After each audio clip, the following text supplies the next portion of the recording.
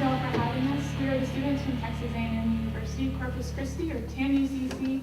My name is Anna Newman, and my teammates are Austin Berkland, Joshua Cohen, Christopher Reynolds, Mitchell Groom, and Danny Martinez. Today we will be discussing a case study of subsidence on Ward Island, home to TAMUCC.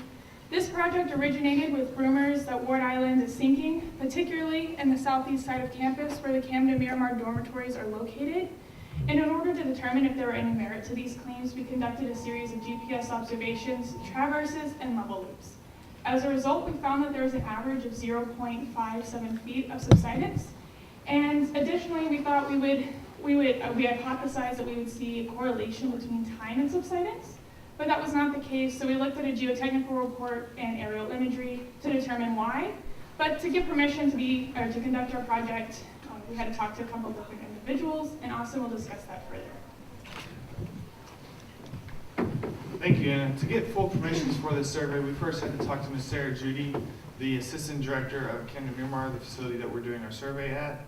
And she informed us that we would have to talk to her regional manager, and she informed us to go ahead and talk to Mr. John Casey, the Director of Contract Administration at the university, and he informed us that we could get full permissions from him. We went ahead and took that permission and started our survey. Now, with the safety of ourselves and everyone else on the island in thought, we wanted to go ahead and be away from all utilities on the campus, and our utilities maps are kind of on the lower end, so we weren't quite sure where they were. Mr. Richard Woodcott, the Director of Facility Services, and Mr. Tom Tanner, the Associate Director of Facility Services, both ensured us that we were away from utilities and that we wouldn't hit anything. Now, for professional mentors, we went ahead and talked to Mr. Dan Urban, professional surveyor in the Corpus Christi area, as well as a former partner of Urban Engineering, the company that did all the surveying and design work for the facility. And he was instrumental in getting us site plans for us to use during the project. As well as Dr. Gary Jeffress, the Director of the Conrad Blucher Institute at TAMUCC. He was instrumental in the running and the process of our NGS level loop, which Daniel will discuss later. But for now, here's the research and the safety with Josh. Thank you, Austin. To begin the research for this project, we began by going to the Nueces County Clerk Office to pull all deeds that were relevant to our project. However, we were unable to find any of these deeds because individuals are not required to record deeds in Texas as per Texas Statute 13. Fortunately, as Austin mentioned, we were able to get all relevant site plans from Mr. Dan Urban, who is a former partner of Urban Engineering. Our sources and references for our survey methods, which include our traverse, our level loops, and our accuracy reductions and computations, consist of the Federal Geodetic Control Committee, and as well as elementary surveying by Galani and Wolf. Additionally, adjustment computations by Galani. Our professional mentors consisted of Mr. Dan Urban, who was a former partner of Urban Engineering, Dr. Gary Jeffress he's a director at TAMUCC, as well as Professor Seneca Holland, who's a professor at TAMUCC. Our geotechnical report and our aerial image came from Dr. Mark Besseman with the Hart Research Institute and GL Schildler from the USGS. With research done and permission granted, we were able to begin our project, and we wanted to do so in a way that was safe for us and our equipment, as well as the safety of the people that could be around us. And when working on a college campus, some of these possible risks can include anything from pedestrians and people exercising and skateboarding, as well as very heavy vehicle traffic at times. Some of the ways that we used to minimize these risks were primarily working on the weekends and holidays when pedestrian and vehicle traffic were at a minimum. And we were also able to implement safety forums, which were a professional risk management method, which we saw to be effective at some of our summer internships. And basically, they pre-assessed the hazards of a work environment on a paper format. Additionally, we had weekly meetings and made sure to have quick fire meetings on the mornings before work began. We also made sure to wear reflective vests and use traffic cones whenever necessary. We also stayed in constant communication via walkie-talkies and as well as cell phones. All in all, we're able to complete the project without anything major and catastrophic happening. And which now brings us to the beginning of our fieldwork with Austin. Thank you, Josh. To begin our project, we wanted to go ahead and set our control network. We decided to use 15 PK nails for our project. Those are the purple circles that are on the screen. We wanted to set them in a way that they could all see each other and see also our bleacher monuments, which I'll discuss here in a second. The bleacher monuments are, like most college campuses, a control network that is set on the campus. They're just brass discs set in concrete. We found 5 of them on that side of the island, and benchmarks 1 and 5 are in the center of the island and act as the overall control, while benchmarks 2, 3, and 4 run straight down the middle of our survey and act as our main control for the survey. With all these points set or found, we wanted to go ahead and get static GPS on them, and we ran 2 4-hour sessions on those bleacher monuments from the last screen, and 1 4-hour session on the temporary control points that we went ahead and set those PK nails. This resulted in a primary elevation for our control points, as well as a check elevation, which we can check to previous record on those bleacher monuments. The equipment we used was an Altus APS-3 GPS unit and the Opus post-processing web interface. Again, resulting in check elevations and primary elevations for the project. For now, here's the traversing work with Chris. Thank you, Austin. So one of our main objectives of this project was to determine the exact location of all of the dormitories within our given study area. And to do this, we completed a series of traverses. The first traverse was a check traverse in which we used a Leica TS-06 plus toll station, which had plus or minus 3 seconds of nominal accuracy, to ensure that we had line of sight between all of our turning points. Additionally, we wanted to make sure that we could see all 4 major corners of each dormitory, as well as being able to collect as many building corners along the side of the building due to the complexity of the designs to help aid us in the drafting process.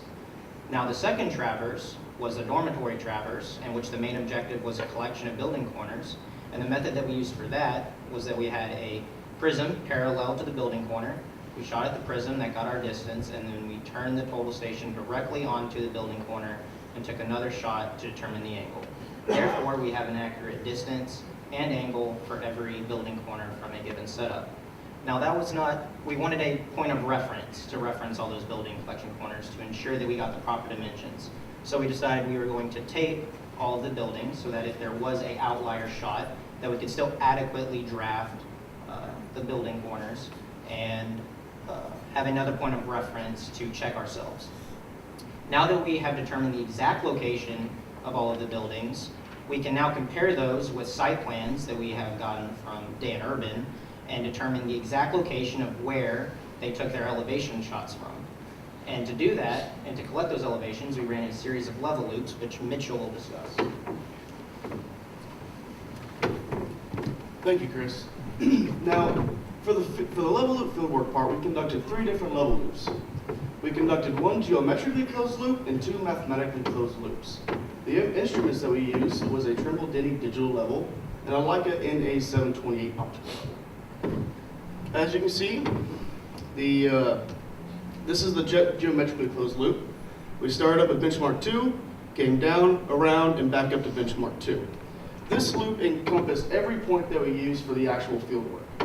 In between all the buildings and all the empty areas is where we set all of our other points.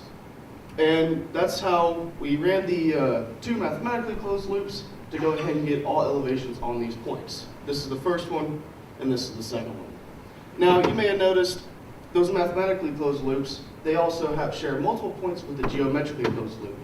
This was in case any error was to arise during mathematical closed loops, we could tie them into the geometrically closed loop and be able to find any errors that arose and get rid of them. Now, for the geometrically closed loop, it was over 2,900 feet long and had a total disclosure of only 26 thousandths. So, to get our elevations, we went ahead and did that while we were doing the mathematically closed loops. Thanks to Mr. Dan Urban, with the site plans, we followed the footsteps of the previous surveyors as best as we could to find exactly what elevation worked best and the elevations that were on the slabs. And from what we could best tell, that was in the main hallways, adjacent to the stairwells on the concrete slabs. That was on all the apartment-style buildings. Now, on the dormitory-style buildings, there was actually only one foundation elevation, and that was on the far end of the main entrance.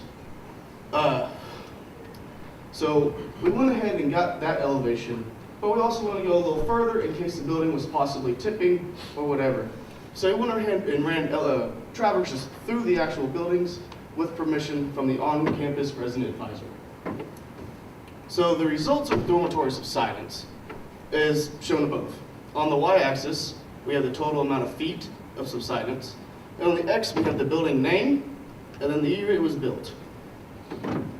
So as we started to look at this data, we started to realize a couple things that were going on. So as you can see above, now we got some colors going on. The buildings built in 1993, 2000 and 2002 and 2004 have a higher subsidence than all the other buildings in the fieldwork process.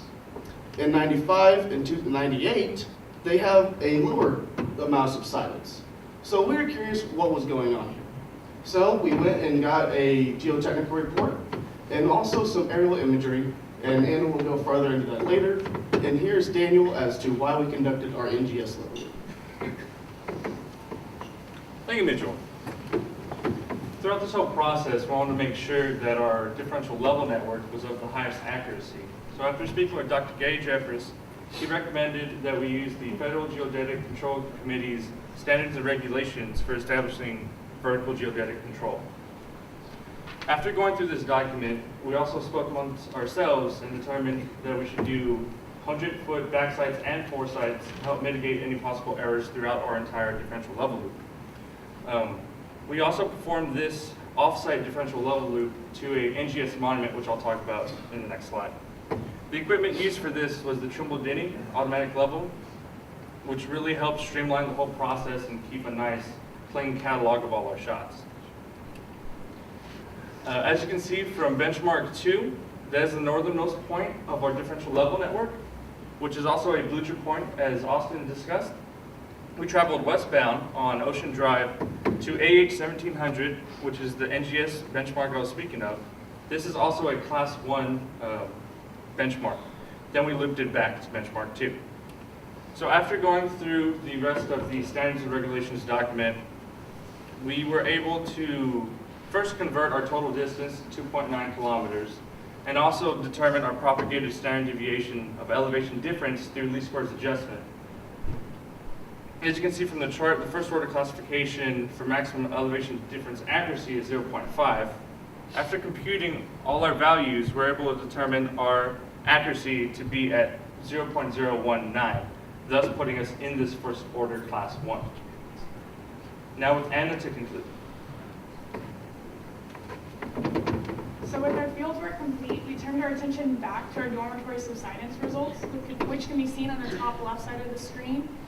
And we originally hypothesized that we would see a linear correlation between time and subsidence. However, looking at the chart, that's not the case.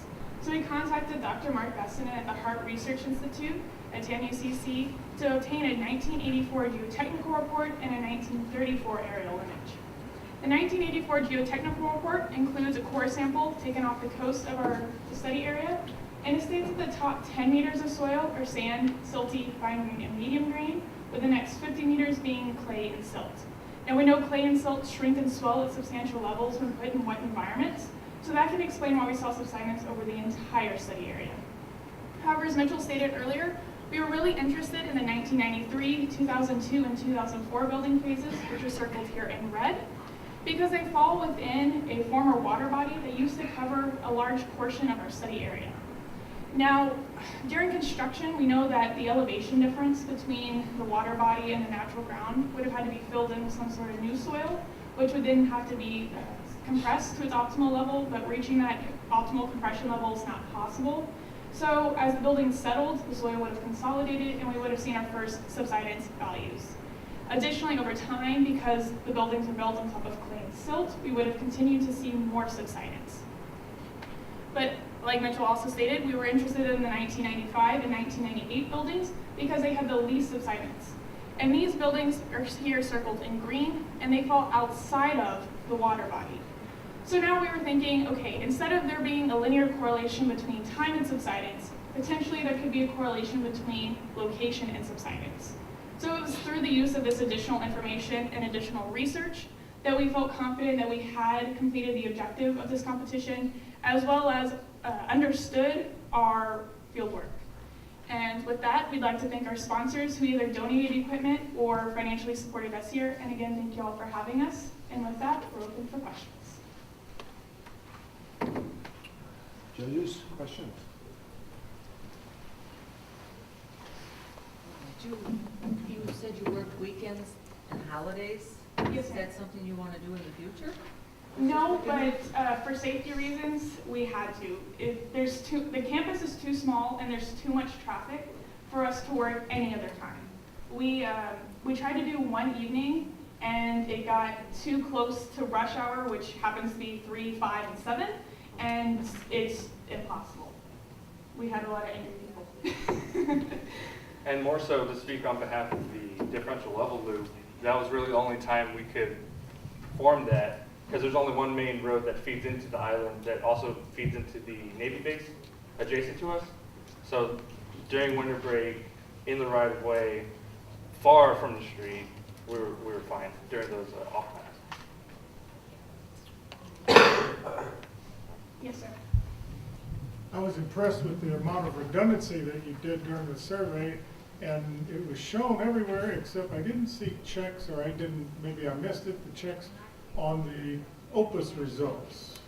How much did you depend on Opus, and what sort of precisions did Opus provide you, or was that critical to your project? We were using the Opus and the GPS results as a primary check, checking the elevations of our bleacher points.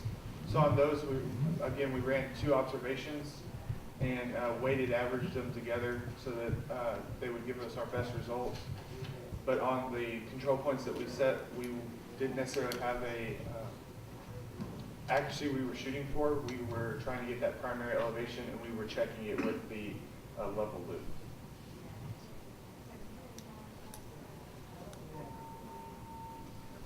Any other questions from the audience?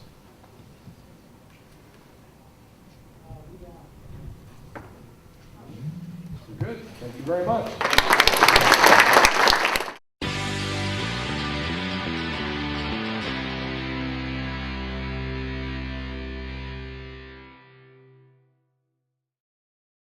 Thank you.